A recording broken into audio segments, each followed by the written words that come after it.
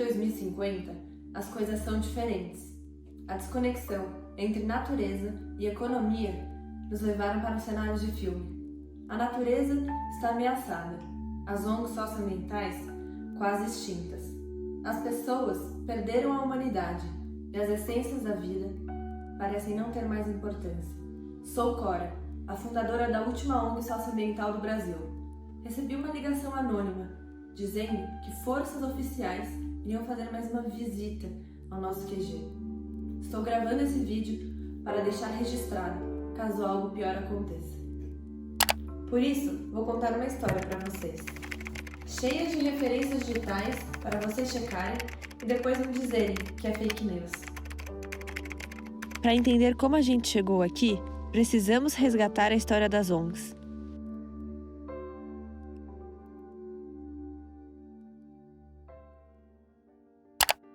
Eu acho que tem duas grandes vertentes que mobilizaram a sociedade para se organizar no que vieram a ser as ONGs nos anos 60, 70 e dali para frente. Acho que uma dessas vertentes muito forte foi o combate à ditadura, a resistência à ditadura, em que mesmo as pessoas não podendo ter participação política em partidos ou eleições, elas tinham interesses em comum, tinham a vontade de realmente fazer valer na sua representação, fazer valer a sua voz. Então, acho que muito do que mobilizou o movimento e a criação das ONGs foi essa articulação e essa vontade de participação e de resistência. Já apareceu durante a ditadura. Aqui em São Paulo teve um movimento de um pessoal ligado à parte de arte, que eu até não conhecia, vim saber depois, estudando. No Rio Grande do Sul tinha a AGAPAN, que era a Associação Gaúcha de Proteção ao Meio Ambiente. Havia algumas sociedades remanescentes de antes da ditadura mesmo, Sociedade de Proteção da Natureza e outras entidades.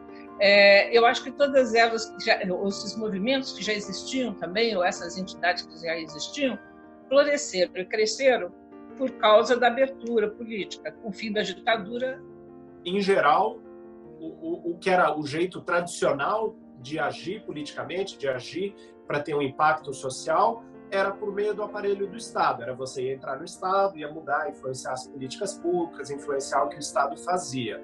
Com a ditadura, essa porta fica fechada.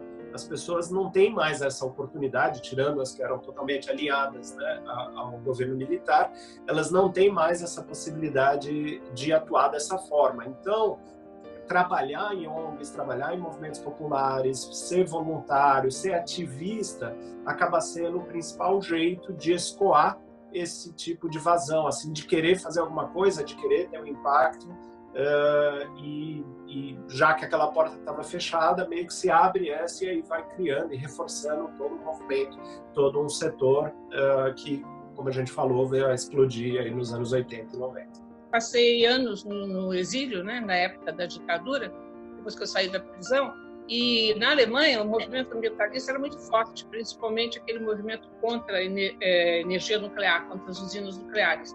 Então, quando eu voltei para o Brasil, em fim de 79, eu já tinha essa consciência de que era importante. Aqui existiam algumas entidades, já aqui em São Paulo, né, tinha a OICOS, que já não existe mais, a SOS Mata Atlântica. Eu lembro que na época eu estava na faculdade, eu tinha lá um pôster da SOS Mata Atlântica na minha república de estudante, e pessoal super articulado, sabe, Fábio Feldman lá no início, né? E a gente vê essas entidades, né, Conservação Internacional, WWF, assim, então eu via nomes muito articulados. O que eu percebo, conversando também com outras entidades, né, que naquele momento a gente tinha as ONGs conservacionistas, né, do movimento ambiental bastante forte, bastante articuladas. Ainda tinha uma ideia de...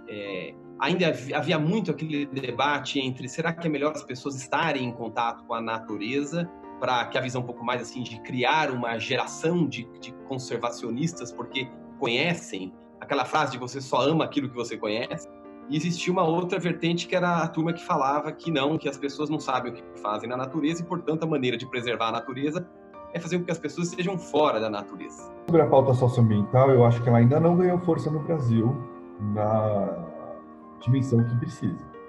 Eu acho que está em construção, Eu acho que de um ano para cá, depois do fogo na Amazônia, né, o Dia do Fogo, capilarizou nessa questão socioambiental. ONGs são entidades de impacto.